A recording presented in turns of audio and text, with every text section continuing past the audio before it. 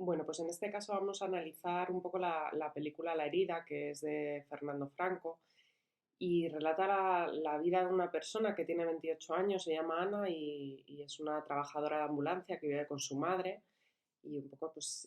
se mete a analizar las relaciones que tiene esta persona con su entorno más cercano, ¿no? Y bueno, pues principalmente relata la historia de una persona que no lo dice, no lo explicita en ningún momento de la película, pero que a priori tiene los síntomas de un trastorno de personalidad límite.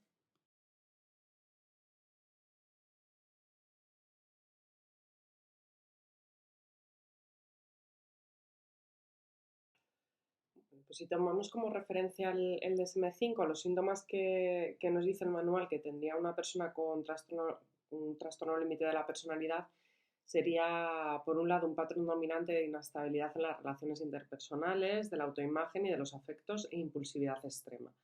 Este patrón dominante se caracteriza por unos cuantos síntomas que el DSM-5 nos dice que tienen que estar presentes por lo menos 5, ¿no? Entonces, en el caso de Ana, que es la protagonista de la película, vamos a analizar un poco en qué medidas se presentan. El primero de ellos sería el de esfuerzos desesperados por evitar el desamparo real o imaginario.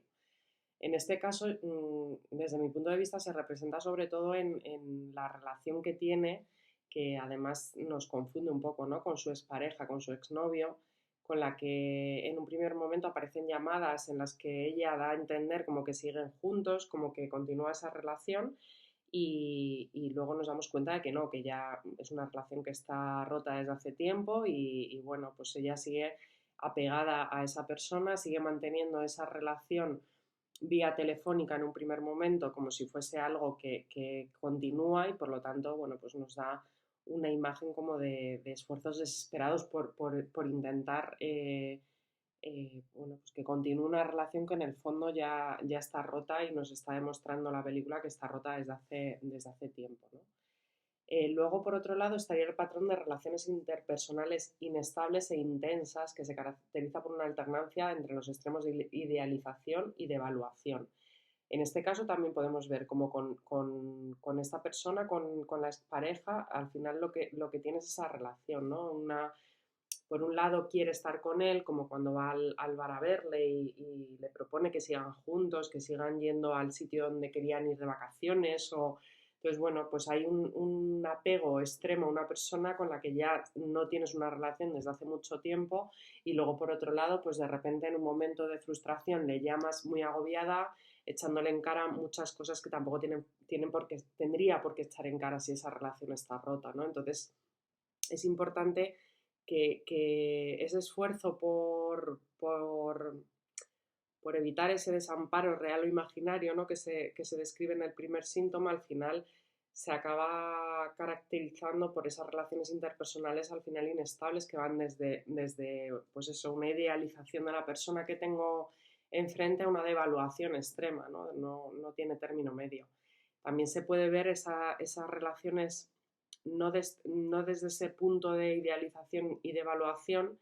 pero sí esas relaciones peculiares, cuanto menos con el padre y la madre, ¿no? Al final son relaciones bastante frías, bastante distantes y bueno, complicadas, ¿no? Cuanto menos.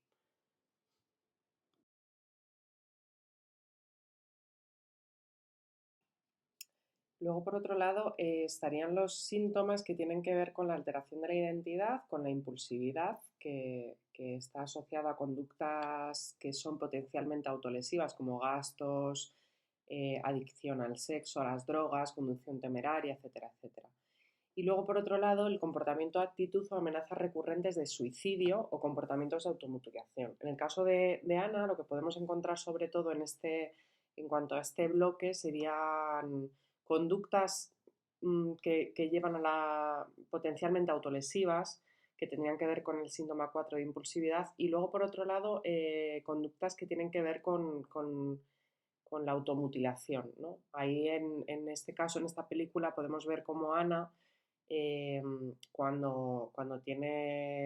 demuestra que tiene mucha ansiedad, pues bueno, pues de repente tiene determinadas conductas que en la película sí que estamos viendo como, bueno, pues impulsividad en cuanto al sexo, a las drogas en algún caso, Por otro lado, hay restricciones de comida que tendría más que ver con, ahí pone atracones alimentarios en el DSM-5, pero en este caso de Ana tendría más que ver con las restricciones, que también es una forma de hacerse daño, ¿no? En algún sentido. Y luego, por otro lado, estarían las conductas que tienen más que ver con la automutilación, según el DSM-5, o más directamente autolesivas, que tendrían que ver pues, con pues cuando ella se hace heridas, se quema la piel con cigarros o tiene este tipo de conductas, ¿no? Entonces, aquí sí que estamos viendo que en este bloque Ana sí que muestra bastante sintomatología en este sentido y además es algo que cuando ves la película ves que es algo nuclear, ¿no? De la conducta de Ana y del día a día de ella, que es como que es una montaña rusa, ¿no? En la que de repente ella está bien, generalmente tiene que ver el estar bien con momentos de trabajo en el que más o menos está tranquila, está motivada, está alegre y de repente en su día a día, en su vida personal, empieza a acumular ansiedad, ansiedad, ansiedad hasta que tiene este tipo de conductas o que tienen que ver más con esa impulsividad o que tienen que ver más directamente con autolesiones más graves o más directas, ¿vale?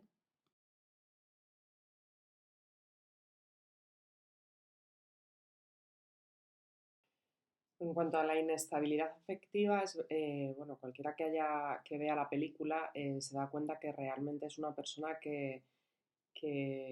si la puede caracterizar algo es esa inestabilidad y esa montaña rusa de la que hablábamos antes a nivel afectivo, ¿no? Entonces, bueno, el DSM-5 nos dice algunos ejemplos de este síntoma, que serían episodios intensos de disforia, irritabilidad o ansiedad, eh, que generalmente duran horas, raramente más de unos días. Luego la sensación crónica de vacío que tiene una persona con un trastorno límite de personalidad, etcétera, etcétera, ¿no? Entonces, en este sentido, Ana es una persona que, como ya hemos hablado, muestra mucha ansiedad y si os hago la pregunta es si creéis que es una persona que se caracteriza por mostrar, pues eso, una sensación de vacío, yo creo que la mayoría diríamos que sí, ¿no? Sí, salvo lo que hablábamos, ¿no? Cuando ella está en el trabajo, de repente vemos otro gesto, vemos otro tono afectivo, vemos otra motivación, vemos otra persona, por decirlo de alguna manera, pero en su día a día, cuando ella sale de su trabajo y va a su casa, tiene relaciones con su padre, con su madre, con la gente que le rodea, tiene su consumo de ocio. Bueno, pues lo que viene a ser la vida personal de la protagonista, al final ahí vemos cómo el tono afectivo cambia y generalmente está marcado por la tristeza, la ansiedad y esas conductas que veíamos antes que tienden a ser autodestructivas, ¿no? En líneas.